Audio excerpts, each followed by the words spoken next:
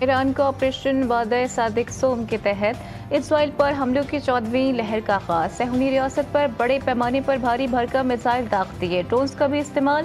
ایرانی سرکاری T V کے مطابق تازہ کارروائیوں میں اسرائیل کے اہم عسکری اور انٹیلیجنس اہداف کو نشانہ بنایا گیا۔ ایران کا اسرائیل کے سابق وزیر کے گھر پر میزائل حملہ، اسرائیلی میڈیا کی حملوں کی خبریں چھپانے کی کوششیں۔ ایران اسرائیل وزیر کے گھر پر حملے کی ویڈیو سامنے لے آیا، حملے میں متعدد اموات کا بھی خدشہ۔ روس کی ایک بار پھر امریکہ کو ایران کے خلاف فوجی کارروائیوں میں مداخلت سے باز رہنے کی تنبیہ۔ امریکہ نے ایسا کیا تو نتائج کنٹرول سے باہر ہوں گے، وزارت خارجہ کی ترجمان ماریا زخارووا نے خبردار کر دیا۔ ججز کا تبادلہ غیر آئینی نہیں ہے، سپریم کورٹ نے ججز ٹرانسفر کیس کا فیصلہ سنا دیا۔ فیصلہ 3-2 سے سنایا گیا۔ صدر مملکت کا اختیار باقاعدہ طریقہ کار کے تحت استعمال ہوتا ہے۔ ججز کے ٹرانسفر کے خلاف تمام درخواستیں نمٹا دی گئیں۔ جسٹس محمد علی مظہر نے فیصلہ پڑھ کر سنایا۔ جسٹس نعیم افغان اور جسٹس شکیل احمد نے اکثریتی فیصلے سے اختلاف کیا۔ کہا اسلام آباد ہائی کورٹ میں ججز ٹرانسفر کو کالعدم قرار دیا جاتا ہے۔ ٹرانسفر کے معاملے پر صدر مملکت نے آئینی خلاف ورزی کی۔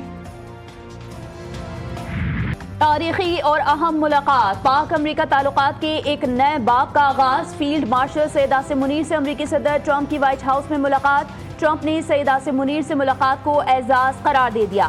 عاصم منیر کو جنگ روکنے پر شکریہ ادا کرنے کے لیے مدعو کیا تھا۔ ٹرمپ کی سپہ سالار کی پاکستان سے لگن اور عزم کی تعریف، بولے مجھے پاکستان سے محبت ہے، پاکستان ایٹمی طاقت ہے، 2 ایٹمی قوتوں میں جنگ بندی کرائی۔ فیلڈ مارشل سے ایران کے معاملے پر بھی بات چیت کی۔ پاکستان ایران کو ہم سے بہتر جانتا ہے، نہیں چاہتے جوہری ہتھیار ایران کے ہاتھ میں آئے۔ تہران کے خلاف فتح اس کے ایٹمی پروگرام کے رول بیک ہوگی۔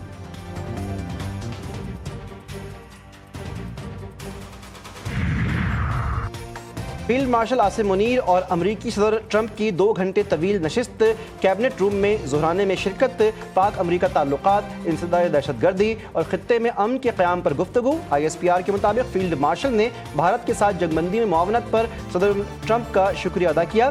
امریکن صدر نے قیام امن اور دہشت گردی کے خلاف کوششوں پر خراج تحسین پیش کیا۔ ملاقات میں ایران اسرائیل تنازع، تجارتی تعاون، مصنوعی ذہانت، توانائی، کرپٹو کرنسی اور مائننگ سیکٹرز پر تعاون بڑھانے پر اتفاق کیا گیا۔ صدر ٹرمپ کو پاکستان کے دورے کی باضابطہ دعوت بھی دی گئی۔ فیلڈ مارشل عاصم منیر نے ظہرانے کے بعد اوول آفس کا دورہ کیا۔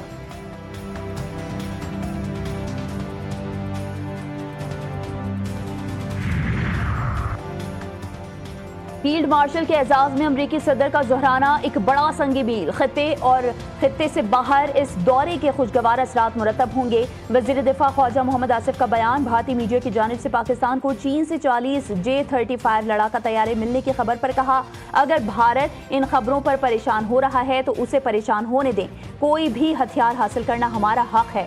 کشمیر کا مسئلہ اب 2 طرفہ نہیں رہا، صدر ٹرمپ کی پیشکش کے بعد مزید اجاگر ہو گیا ہے۔ دنیا میں کسی آرمی چیف کو ایسے مدعو نہیں کیا گیا۔ آرمی چیف کو امریکہ میں بہت زیادہ پروٹوکول ملا۔ عاصم منیر کو کوئی ڈو مور نہیں کہہ سکتا۔ سینیٹر فیصل وابڈہ کہتے ہیں فیلڈ مارشل پاکستان کے لیے بہت سی مثبت چیزیں لے کر آ رہے ہیں۔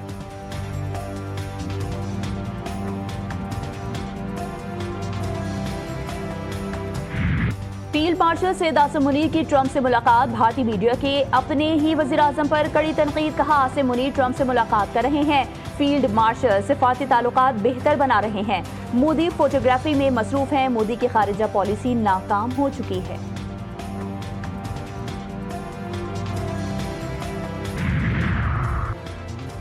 اسرائیل کے ایران پر وحشیانہ حملے جاری، ایران کے عراق ہیوی واٹر نیوکلیئر ری ایکٹر کو نشانہ بنایا۔ تہران میں ریڈ کریسنٹ کے مرکز کے قریب فضائی حملہ، شدید دھماکے کی آوازیں، حملوں میں شہادتیں 272 تک جا پہنچی۔ ایران کی اعلیٰ قیادت کو نشانہ بنایا گیا تو ایران اسرائیل جنگ تمام مشرق وسطیٰ میں پھیل جائے گی۔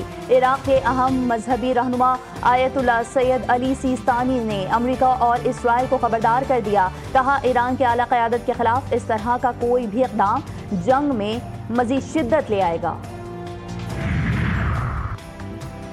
روس اور چینی صدور کے درمیان ٹیلی فون پر رابطہ، ایران پر اسرائیل کے حملوں کی مذمت، خطے کی صورتحال میں کمی پر اتفاق، کہا کہ اسرائیلی اقدامات اقوام متحدہ کے چارٹر کی خلاف ورزی ہیں، ایران کے جوہری پروگرام سے متعلق مسائل کا فوجی حل نہیں۔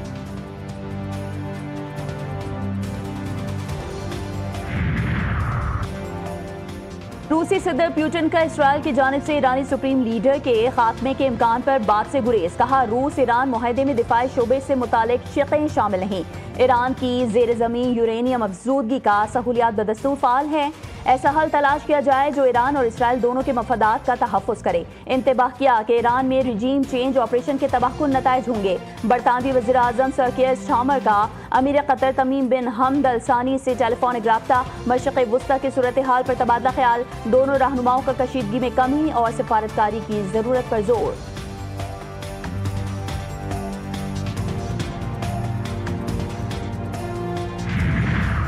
ایران اسرائیل کشیدگی کم کرنے کے لیے سفارتی کوششیں بھی جاری، یورپی وزرائے خارجہ ایران سے جمعے کو جوہری مذاکرات کریں گے۔ غیر ملکی میڈیا کے مطابق جرمنی، فرانس اور برطانیہ کے وزرائے خارجہ ایرانی ہم منصب سے ملاقات کریں گے۔ مذاکرات جنیوا میں جرمن قونصل خانے میں ہوں گے۔ یورپی یونین کے اعلیٰ سفارتکار بھی مذاکرات میں شرکت کریں گے۔ اسرائیل ایران جنگ پر اقوام متحدہ کی سلامتی کونسل کا اجلاس بھی جمعے کو ہوگا۔